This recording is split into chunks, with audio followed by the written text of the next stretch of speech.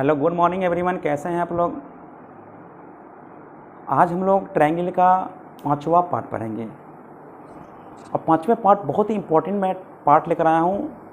और इससे पहले मैं एक चीज़ आपको बताना चाहता हूं। आज मैं बहुत ही खुश हूं कि आज मेरा वीडियो मोनेटाइज हो चुका है और आप लोग का सहयोग की वजह से मैं यहां तक पहुंचा हूं और मेरा इनकम का स्रोत अब इसके माध्यम से आना शुरू हो जाएगा, ठीक है ना।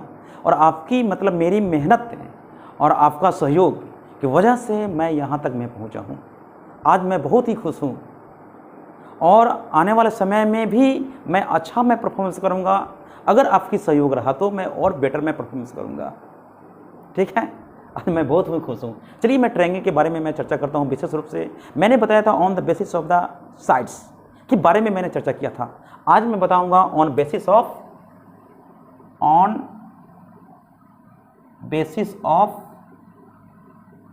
Angle. On the basis of the angle के बारे में हम विशेष रूप से चर्चा करेंगे। बहुत ही लाजवाब तरीके में बताऊंगा। आज इसके बारे में जो भी बेसिक कंसेप्ट है उन सारी कंसेप्ट के बारे में डिटेल्स में करूंगा। बहुत सारे बच्चों को तो बिल्कुल जानकारी ही नहीं है कि भाई होता क्या है। तो आज हम लोग सबसे पहले यहाँ पे मैंने बताया था, मैंने जो केसेस मैंने बताया था यहाँ पे मैं शुरू कर रहा हूँ। मैंने बताया था right angle triangle, right angle triangle. दूसरा मैंने बताया था acute angle triangle, acute angle triangle. और तीसरा मैंने बताया था ऑब्ट्यूट एंगल ट्रायंगल। इसको कहते हैं समकोण त्रिभुज, समकोण त्रिभुज। इसको कहते हैं न्यून कोण त्रिभुज, न्यून कोण त्रिभुज। इसको कहते हैं अधिक कोण त्रिभुज, अधिक कोण त्रिभुज।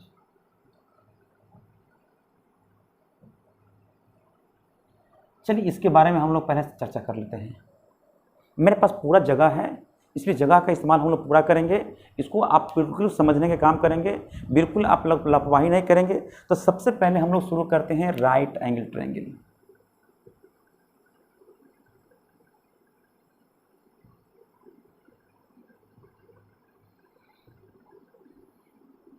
Right angle triangle, right angle triangle तो आप फंक्शन के बारे में समझ लेंगे कि राइट एंगल ट्रायंगल का फंक्शन क्या है।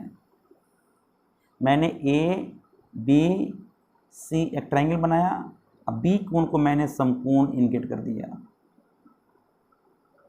आप जानते होंगे कि ए बी का स्क्वायर प्लस बी सी का स्क्वायर बराबर होता है ए सी का स्क्वायर। ये जानते होंगे, पाइथागोरस थ्योरम जानते होंगे। तो एक चीज़ फंक्शन के बारे में सबसे पहले हम लोग तो जानकारी कर लेंगे, भाई है क्या, ये कहाँ कहाँ फंक्शन लागू होता है, किस किस केस में होता है, बच्चे द्वारा कहाँ पे गलती होता है। तो इन सारे के बारे में हम लोग इस पर विशेष रूप से चर्चा कर लेते हैं, ठीक। तो भाई आप जानते होंगे यहाँ पे कि दो छोटी भुजाओं के वर्गों का योग अगर बड़ी भुजा के वर्ग के बराबर हो, दो छोटी भुजाओं के वर्गों का योग बड़ी भुजा के वर्ग के बराबर हो, उसी को हम लोग समकोण त्रिभुज के नाम से हम लोग जानते हैं, ठीक। इसमें ट्रिपलेट का मतलब होता है कि जैसे 3 का संबंध 4 और 5 के साथ होता है, जानते होंगे। अगर इसका स्क्वायर इसका स्क्वायर इसका स्क्वायर करते हैं, अगर ये दोनों के वर्गों का योग अगर इसके बराबर करते हैं तो 3 का स्क्वायर 9, 4 का स्क्वायर 16, 5 का 25 और 9 16 25, 5 का स्क्वायर 25 के बराबर हो गया। तो ये ट्रिप्लिकेट होगा। हम इसी तरह से आगे हम लोग बढ़ाएंगे। 3 दूनी 6 करते हैं, 4 दूनी 8 करते हैं, 5 दूनी 10 करते हैं, 3 तिहाई 9 करते हैं, 4 तिहाई 9, 4 तिहाई 12 करते हैं और 5 तिहाई 15 करते हैं। ये भी सही है। अगर इसका स्क्वायर इसका स्क्वायर इसका स्क्वायर करते हैं, बराबर करते हैं, इसको सम करते हैं तो इतना होगा। इसका स्क्वायर, इसका स्क्वायर, इसका स्क्वायर करते हैं, यहाँ बराबर करते हैं, इसको सम करते हैं तो ये चीज़ आ जाएगा। बिल्कुल सही है। तो इस तरह से बहुत सारा केसेस आ सकते हैं, इसमें कोई डाउट नहीं है, बहुत सारा टर्म आ जाएंगे। अगर हम चाहेंगे तो इसको हम लोग आगे बढ़ा भी सकते हैं और इसको हम लोग कर ही सकते हैं। जैसे आगे देखते हैं, अगर हम यहाँ पे लेते हैं, इसका अगला वाला टर्म लेते हैं, अगला वाला टर्म लेते हैं, जैसे कि हमने 3 तिहाई 9 कर दिए, और 3 चौके 12 कर देते हैं, आप 4 चौके 16 कर देते हैं और 5 चौके 20 कर देते हैं। इसका स्क्वायर करेंगे, इसका स्क्वायर करेंगे, इसका स्क्वायर करेंगे, दोनों को सम करेंगे तो खुद ऑटोमेटिक इसके बराबर आ जाएगा। उसी तरह से आगे हम लोग को जानकारी करना है। जैसे यहाँ पे तो मैंने देख लिया, अगर मान लेते हैं कि अगर हम 5 देखेंगे, 5 12 का संबंध 13 के साथ होगा, तो 5 का स्क्वायर 12 के स्क्वायर 13 के स्क्वायर बराबर करना है, दोनों छोटी भुजाओं के वर्गों का योग, तीसरी भुजा बड़ी भुजा के वर्ग के बराबर हो, उसको ट्रिप्लिकेट। तो 5 दूनी 10 करेंगे, 12 दूना 24 कर देते हैं, 13 दूना 26 कर देते हैं, इसका स्क्वायर, इसका स्क्वायर, इसका स्क्वायर का योग करेंगे तो खुद ऑटोमेटिक इसके बराबर आ जाएगा। तो इसी तरह से आगे हम लोग को टर्म देखेंगे, जैसे 7 का स्क्वायर प्लस 7 का स्क्वायर प्लस 15 का स्क्वायर बराबर, नहीं 7 नहीं होता है, 8 होता है, सॉरी, 8 का स्क्वायर का योग, 8 का स्क्वायर 15 के स्क्वायर का योग हम कह सकते हैं 17 के स्क्वायर के योग के बराबर होता है। 8 दूनी 16 कर देते हैं, 15 दूना 30 कर देते हैं और 17 दूना 34 कर देते हैं, तो ये भी केस आता है, ये भी मेरा केस होता है ना। उसी तरह से कि इसके मल्टीपल में, जैसे कि इसको मल्टीपल मैंने किया 2 टाइम्स 3 टाइम्स 4 टाइम्स, तो सारे फिगर को 2 टाइम्स 3 टाइम्स 4 टाइम्स करेंगे तो खुद ऑटोमेटिक दो छोटी भुजाओं के वर्गों का योग तीसरी भुजा के वर्ग के बराबर होता है, तो खुद ऑटोमेटिक क्या होता है, ये हो जाता है आपका राइट एंगल ट्रायंगल। उसी तरह से हम लोग देखते हैं 7 का स्क्वायर प्लस 24 के स्क्वायर बराबर 25 के वर्ग के बराबर। इसका मतलब है कि 7 24 का संबंध 25 के साथ होगा। इसको दुगुना करेंगे, इसको दुगुना करते हैं तो कितना होगा, 14 होता है, 14 7 दूनी 14 कर देंगे, इसको दुगुना करेंगे तो 48 कर देंगे, इसका दुगुना करेंगे तो 50 करते हैं, मतलब इसके स्क्वायर, इसका स्क्वायर, इसका स्क्वायर, इसके स्क्वायर बराबर करके यहाँ प्लस कर देंगे तो खुद इसके बराबर हो जाएगा। एकदम कन्फर्म है कि होना ही है, इसमें कोई डाउट नहीं होगा, बिल्कुल आसानी से निकाल सकते हैं, इसमें कोई दो राय नहीं है, हम लोग यहाँ पे कर सकते हैं। तो ये मैंने देखा राइट एंगल ट्रायंगल का प्रॉपर्टीज, इसका क्या क्या है, क्या क्या फंक्शन है, तो इसी के माध्यम से हम लोग क्वेश्चन को आसान से समझ सकते हैं, कर सकते हैं, इसमें किसी भी तरह की परेशानी नहीं होगा। तो हम लोग राइट एंगल ट्रायंगल के बारे में हम लोग तो पता कर ही लिए। अब हम लोग चलते हैं, अगला हम लोग टर्म देखते हैं। अब हम लोग देखते हैं, इसको पार्ट को मैंने एक पार्ट मैंने बना दिया। अब हम लोग चलते हैं यहाँ पे एक्यूट एंगल, यहाँ पे मैंने लिखा एक्यूट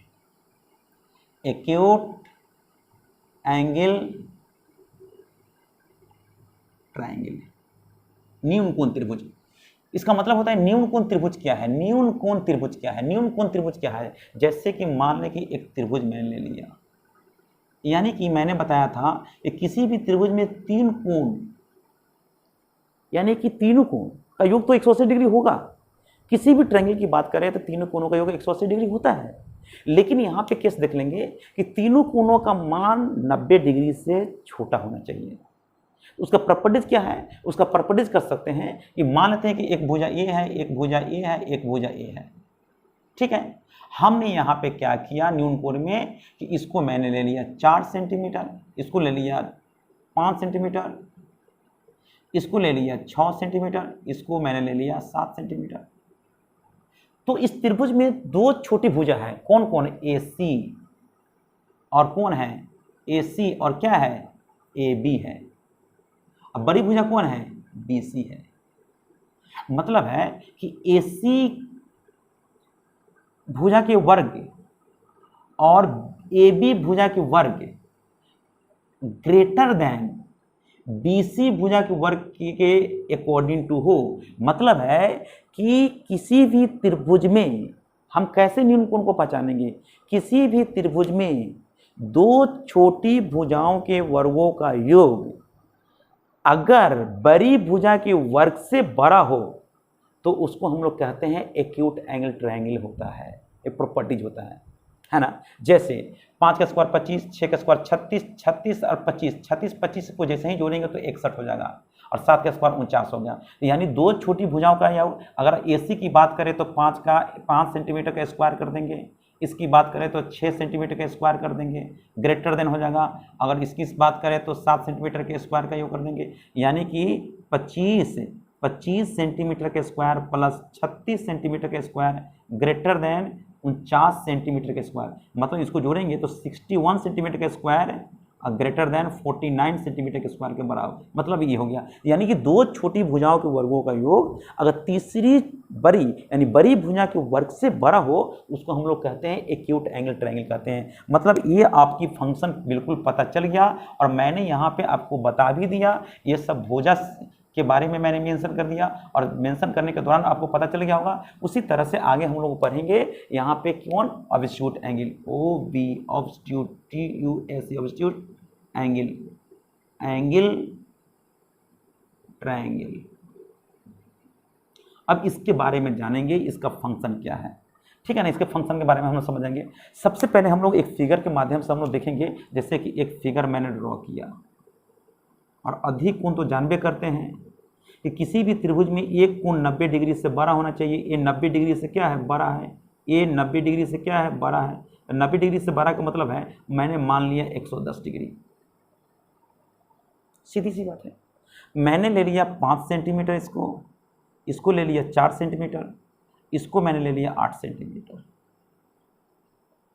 और त्रिभुज में तो ये चीज होना चाहिए कि त्रिभुज में 3 भुजाओं में से 2 भुजाओं का योग तीसरी भुजा से हमेशा बड़ा होना चाहिए। तो बिल्कुल एकदम परफेक्ट है, इसमें कोई दो राय नहीं है।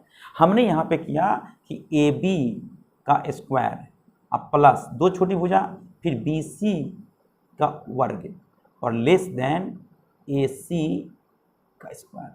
लेस देन का मतलब है कि 2 छोटी भुजाओं के वर्गों का योग तीसरी भुजा के वर्ग से छोटा हो तो उसको हम लोग कहते हैं अधिक कोण त्रिभुज कहते हैं। ये तो समझ गए, इसको मैं क्लियर में लिख देता हूँ, नीचे लिख देता हूँ ताकि आपको परेशानी ना हो। मैंने यहाँ लिखा ए बी का स्क्वायर अब प्लस बी सी का स्क्वायर लेस देन ए सी के स्क्वायर। ये हुआ आपको किसका फंक्शन हुआ जनाब, ये हो गया ऑब्स्ट्यूट एंगल का हो गया। ऑब्स्ट्यूट एंगल का मतलब होता है कि एक कोण 90 डिग्री होना चाहिए और जब 90 डिग्री होगा उसका प्रॉपर्टीज होता है कि 2 छोटी भुजाओं के वर्गों का योग बड़ी भुजा के वर्ग से हमेशा छोटा होना चाहिए। जैसे कि 5 का स्क्वायर 25, 4 का स्क्वायर 16, 16 25 41 होता है, 16 25 41, 8 का स्क्वायर 64, 64 जो है दोनों छोटी भुजाओं के वर्गों से क्या है, बड़ा है। दोनों छोटी भुजाओं के वर्गों के योग से क्या है, 64 क्या है, बड़ा है। तो बड़ा हो गया, मतलब है कि दोनों छोटा क्या है, दोनों छोटी भुजाओं के वर्गों का योग क्या है, छोटा हो गया बड़ी भुजा के वर्ग से। तो मतलब इसको कहते हैं ऑब्स्ट्यूट एंगल कहते हैं। क्या कहते हैं, ऑब्स्ट्यूट एंगल कहते हैं। तो अब क्लियर पता चल गया होगा कि भाई ऑब्स्ट्यूट एंगल क्या होते हैं, एक्यूट एंगल क्या होते हैं, राइट एंगल क्या होते हैं। तो राइट एंगल के बारे में अब हम लोग विशेष रूप से चर्चा करेंगे। राइट एंगल ट्रायंगल में तो आप जानबे करते हैं कि यहाँ पे 90 डिग्री का एंगल बनता है। तो अगर एरिया ऑफ राइट एंगल कहेगा, एरिया ऑफ राइट एंगल, हाँ right angle, area of triangle A B C.